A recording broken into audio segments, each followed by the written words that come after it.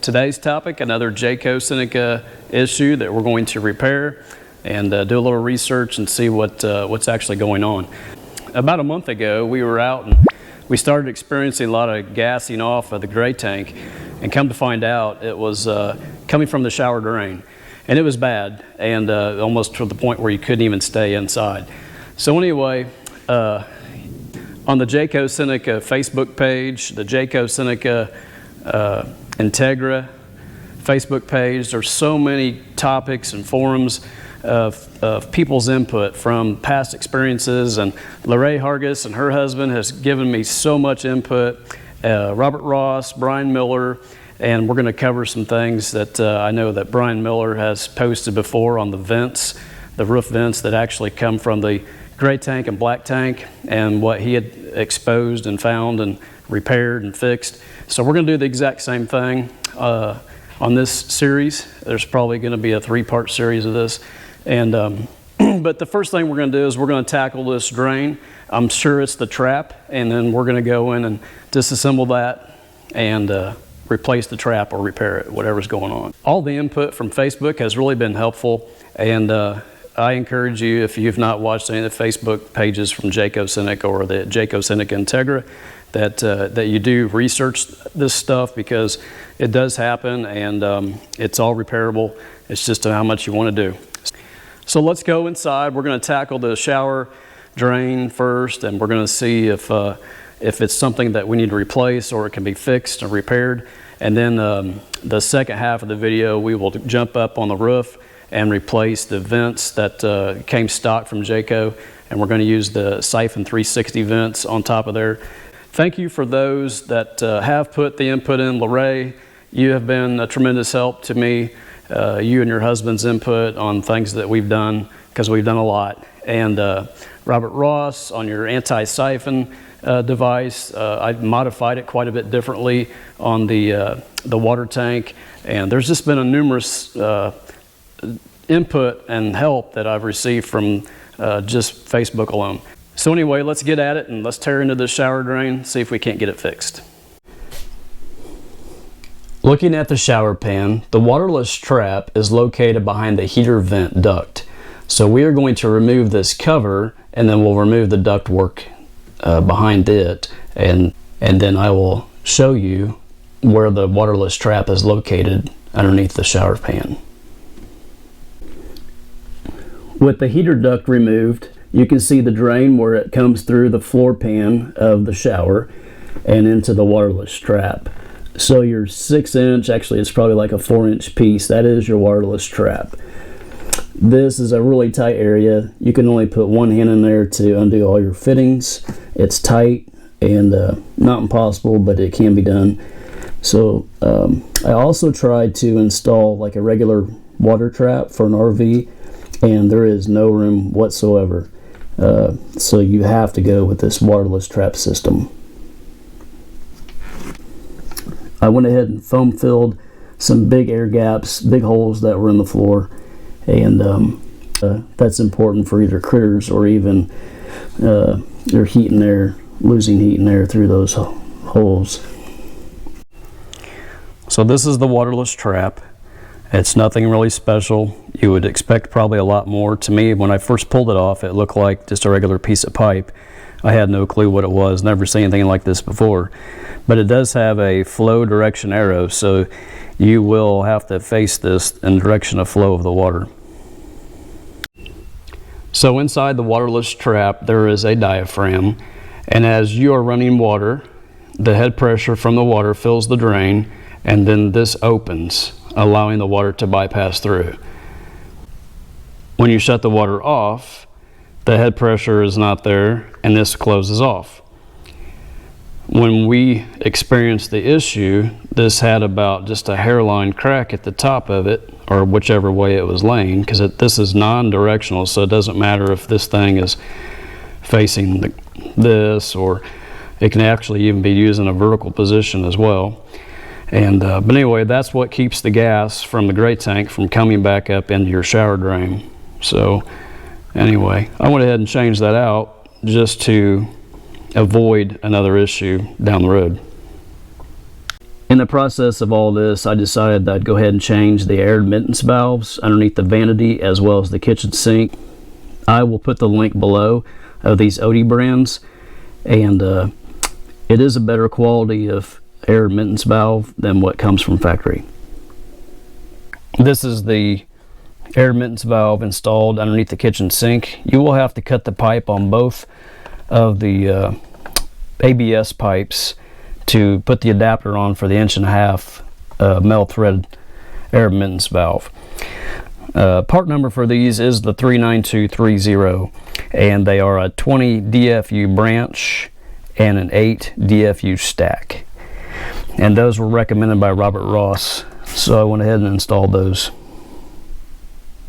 The second part of this episode is going to be installing the 360 siphon roof vents. This actually has like a Venturi effect, so it's supposed to help remove some of that gas from the gray tank and the black tank.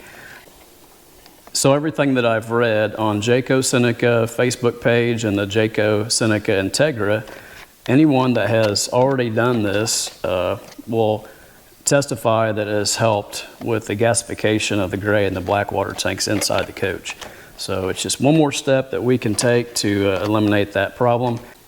Also, while I'm up on top of the roof, I'm going to verify that from factory that Jayco installed the vent pipes properly on the black and the gray.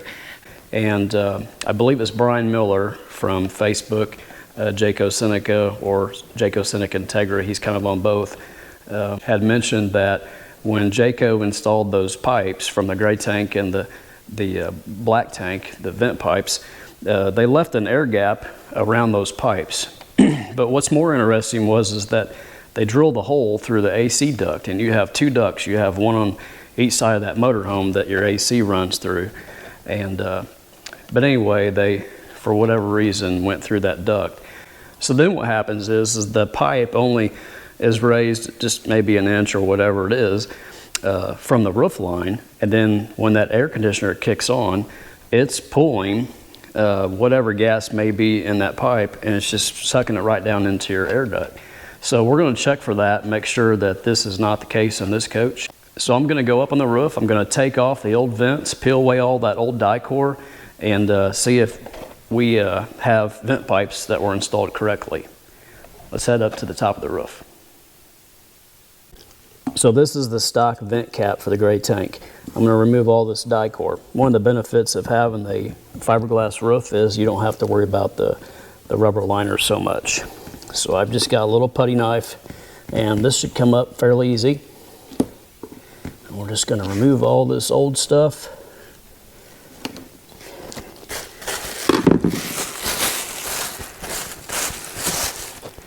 And just get rid of it. While I'm up here, I will also check the front and rear seams on the caps to make sure that we're sealed up good.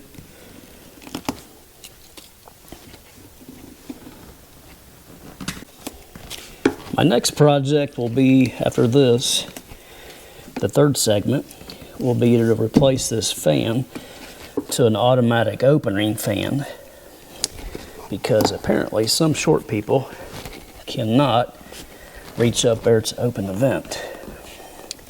So I got most of the die core removed. Now we're going to try to take these screws out. I am going to probably end up reusing these, so I will keep them. Some of the materials you'll need, obviously, is your vents. There are several types of vents out there. I chose these 360s because they don't stick up much farther than these. And but you will need the vents, and you will need butyl tape, two-sided sticky tape to go up underneath the new vent.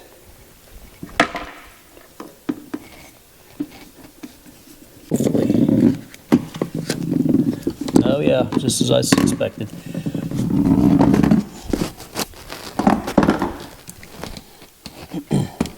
So you can see this gap clearly around that pipe. It's a pretty good gap. It's hard to see down in there to determine whether or not this ABS pipe is coming up through the AC duct work. But we are going to take care of that. So what I have is 1/2-inch backer rod. And I am going to probably run a couple of circles of this around there. So it makes a nice tight fit.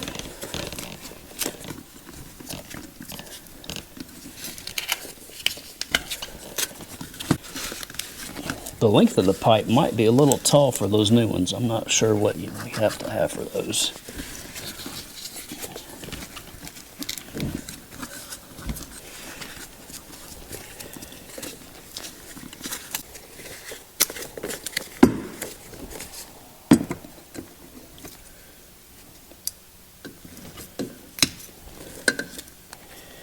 Then once I get this backer rod down in there, give myself about 1/4 of an inch, I'll caulk it.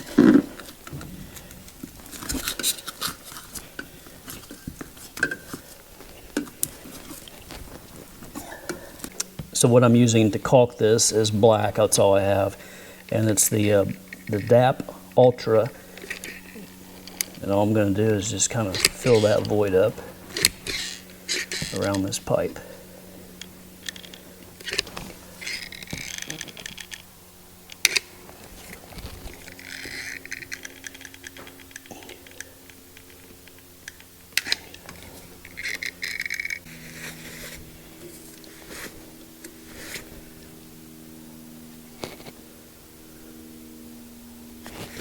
Okay, I'm going to let that dry, and I'm going to go over here and do the black tank vent as well. Get it prepped and ready. Once again, old vent cap, and I'm going to remove all the old die core. And you can see the gap around that, and you know, I mean, that could be something that your AC or heat might be coming up through and around that, but or if it does go through your AC duct work, it could be venting back into your AC duct, pulling the vacuum from this pipe. So we're going to seal this one up again with the backer rod and then caulk it as well.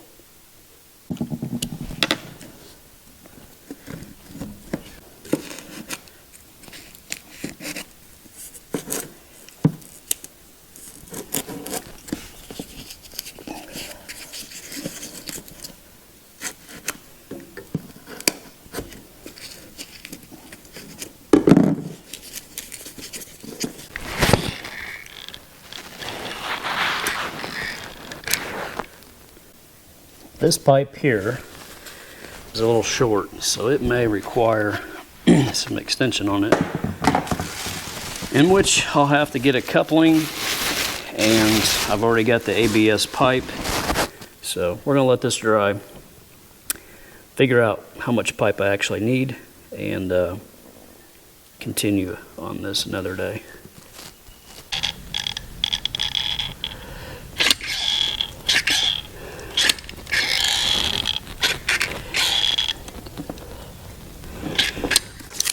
Our silicone is cured up, and I'm going to place the die-core butyl tape on the base.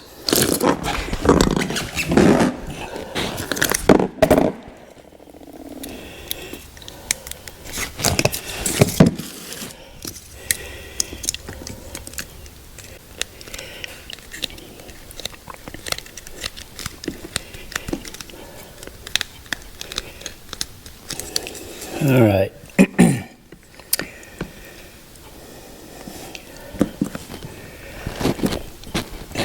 Center that up.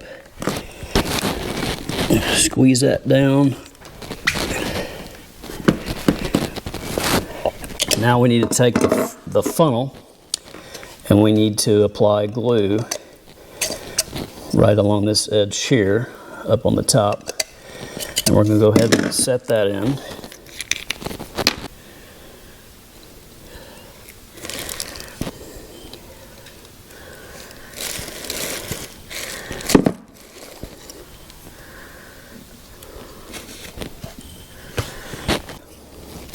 To glue this in, I'm using Goop Marine Adhesive, and it actually has UV properties, so that's why I'm using that, and I actually happen to have some here. It won't take long for this to set up. It's almost like model glue for when you build models as a kid. Now we need to apply our adhesive around this inside edge.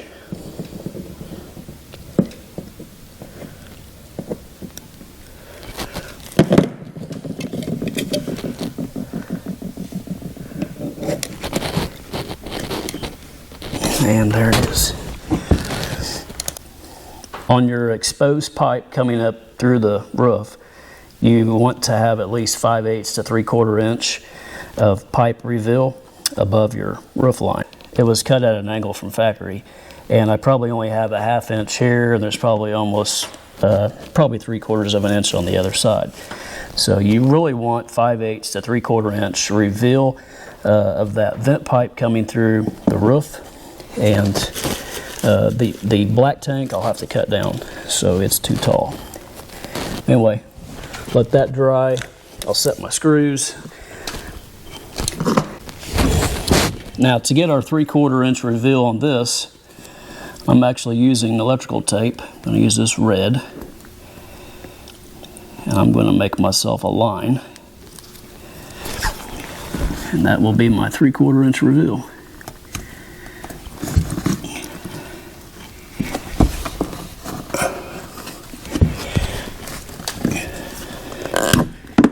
And use my multi-tool.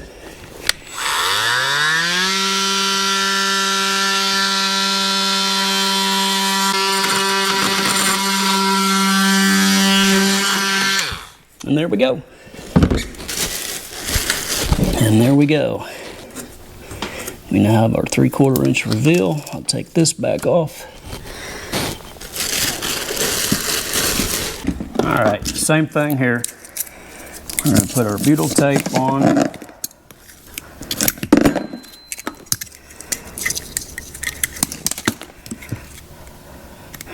It's a little easier to do it with that paper off. You can follow your line. Okay, there's that. Center this up.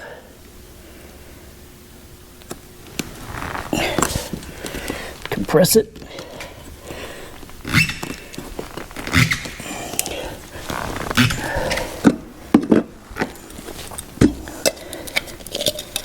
Dry fit that. That looks good.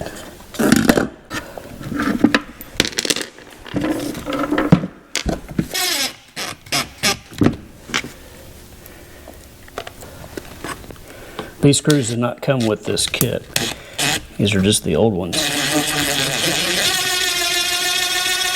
So you'll have to save them and reuse them. Same thing here. We're going to use our Goop adhesive.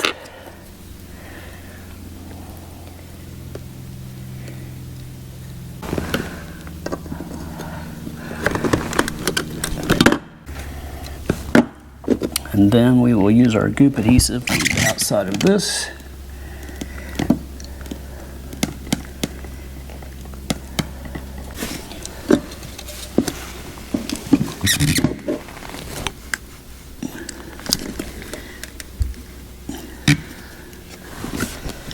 And then for a peace of mind, I'm going to use these 3/4 inch tuck screws. They got a flat washer on it, flat head. I'm going to put 2 of these in here. These are self-tappers, but this will help in case there's a tree limb or something that tries to pop these off.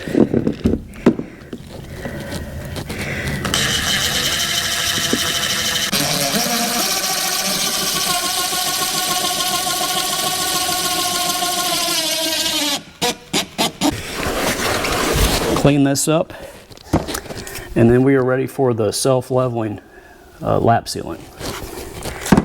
And you use a bunch of this. You do not go sparingly.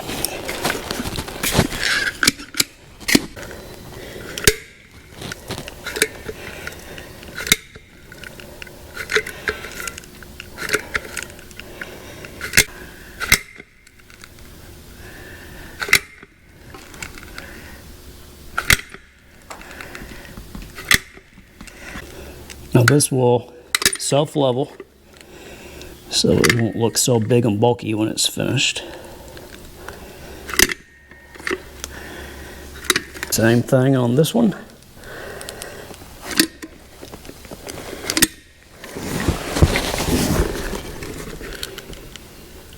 Okay, we're going to let that kind of do its thing for a minute. I'm going to take some things down and we will come back up here and check these, make sure it looks good. Anyway, 2 new vents. Hopefully that takes care of our gasification problem in both the tanks going inside the motor coach, which I have no doubt that it will. So that's going to wrap up this video on the 3 things that we did to this motor coach to try to help eliminate any kind of gas within the motorhome from either the gray water or the black tank. And the 3 things that we did was the air admittance valves were replaced in the kitchen and in the bathroom. We replaced the waterless trap underneath the shower, and then we also put the Siphon 360 vent caps on top of the 2 standpipes for the gray tank and the black tank.